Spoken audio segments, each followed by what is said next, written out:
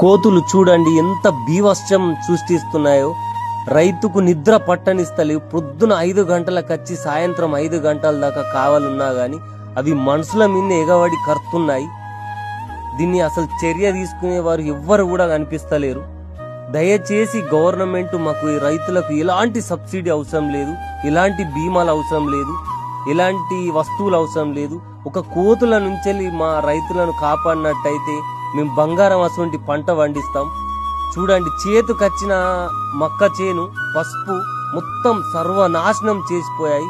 మా ఒక్క ఊరి విలేజ్ పరిస్థితే కాదు, ప్రతి ఒక్కరి పరిస్థితి రైతులది కోతుల బెడద నుంచి ఇదే ప్రాబ్లం ఉన్నది.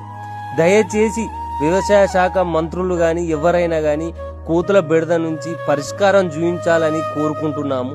మాకు ఎలాంటి సహాయం అవసరం లేదు. అటు వాతావరణం, ఇటు కోతులు, ఇటు పందులు ప్రతిదీ దాటుకుంటూ వస్తున్నాం. కానీ కోతులతోని మాత్రం మేము యుద్ధం చేయలేకపోతున్నాము. ఇంకొక 2 సంవత్సరాలు ఇలానే కంటిన్యూ అయితే మాత్రం ఏ రైతు కూడా వ్యవసాయం చేయడానికి ముందడికి రాడు. ఒక్క కూరగాయ తోట ఉంచుతలేవు, పళ్ళ తోటలు ఉంచుతలేవు. అడవి వందుల కోసమని కట్టుకున్నాం, కానీ ఈ కోతులతోని మాత్రం ఏగలేకపోతున్నాం. గవర్నమెంట్ దయచేసి మాకు ఏదన్నా ఒకటి పరిష్కారం చూపించాలని కోరుతున్నాను. జై జవాన్, జై కిసాన్.